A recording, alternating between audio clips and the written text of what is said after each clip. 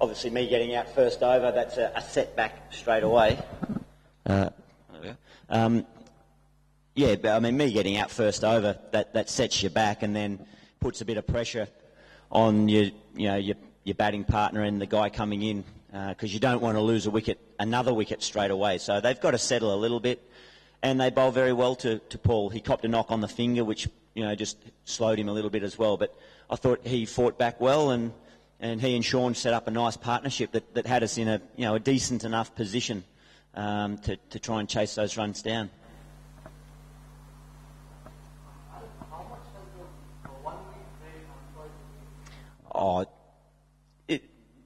In an ideal world, you probably wouldn't have a full week off. But in a day and age when cricketers complain about never getting rest, all of a sudden it seemed like we had too much rest. But that's not a reason for 2 losses. We've just we had our chances in the games that we've played. We had our chances, and particularly today, I thought our bowlers did a very good job to restrict them to that total, and we only fell 20 short, so it's pretty close.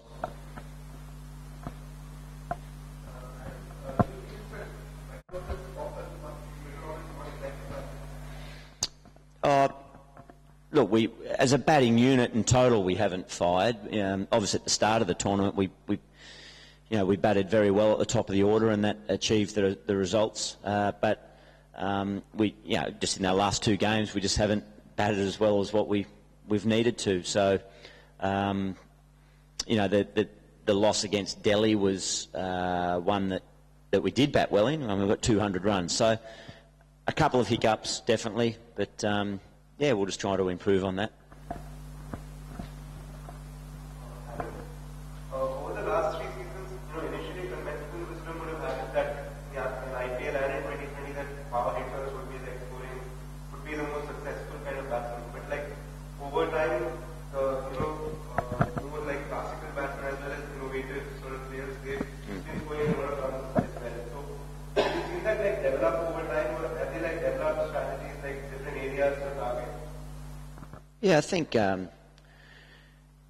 batsmen may have reacted now to the way the bowlers have evolved. The bowlers have become wiser with more variety of deliveries. Even the fast bowlers with fast bumpers and slower ball bumpers, and the field placings have dictated terms a little bit to batsmen having to change things. So yeah, maybe guys with that skill and finesse come into it. It's definitely still a power game there and a power element. You see some of the shots that these guys, some of the deliveries that these boys hit for 6 nowadays is, quite extraordinary. But so there's a good blend that's required between power and touch. What was the wicket? Wicket was very nice. Yeah, a very typical sort of Indian cricket pitch. I think it was. A fraction slow, but a bit dusty, but it spun a bit, but it bounced. No, it was a really nice wicket. Very good competitive wicket between bat and ball. And then we talked about is it not the quick foreigner player in the playing 11? You have played IPL since inception.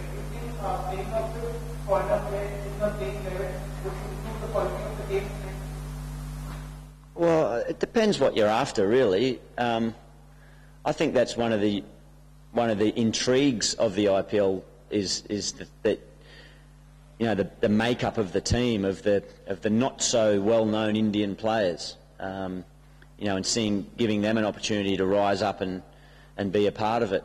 So whilst it really is, it's a domestic competition, so I don't think it should get too top heavy with international players. I think you look at the English Premier League football.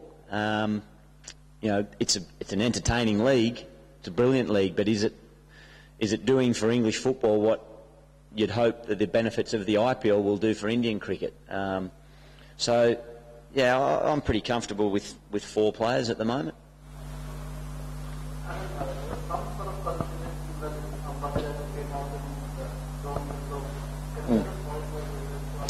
Yeah, well, Ambati was off the field injured.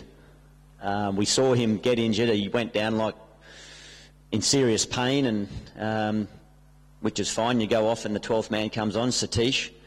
I found it extraordinary then that when Dave Jacobs has to go off, that suddenly Ambati Raidu's fit to play again. You're either fit or you're not fit.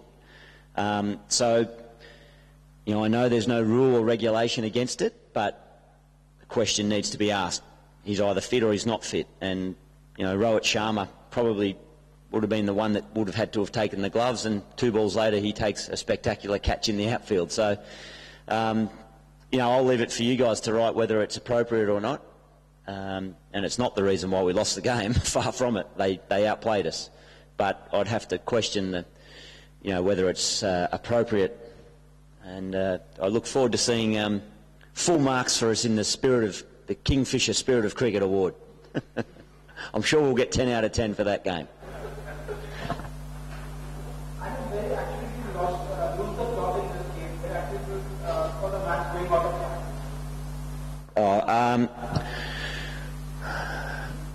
We didn't establish another partnership after the, you know, the decent one from Marsh and Voltati. Probably, but no. Look, there's no one person to blame. As a batting unit, we didn't fire. You know, I took a risk first over, which is part of 2020, but it didn't come off, so that puts us on the back foot. Yeah, just in our batting unit is probably where we lost the game, and all credit to them. They're a star-studded lineup, and to beat that team, which is possible, but you need everything to click and everything to go well, because you look at that lineup and it's just big name after big name, and they all play very well. Were you surprised nobody is saying Oh no.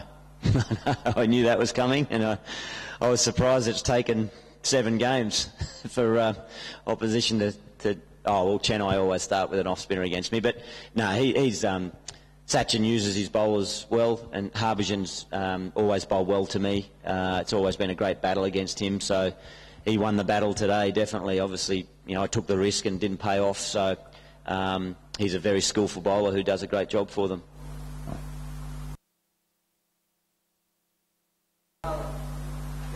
Saying 3 spinners was, that's in hindsight, was that, Oh, I thought the spinners did a great job, really.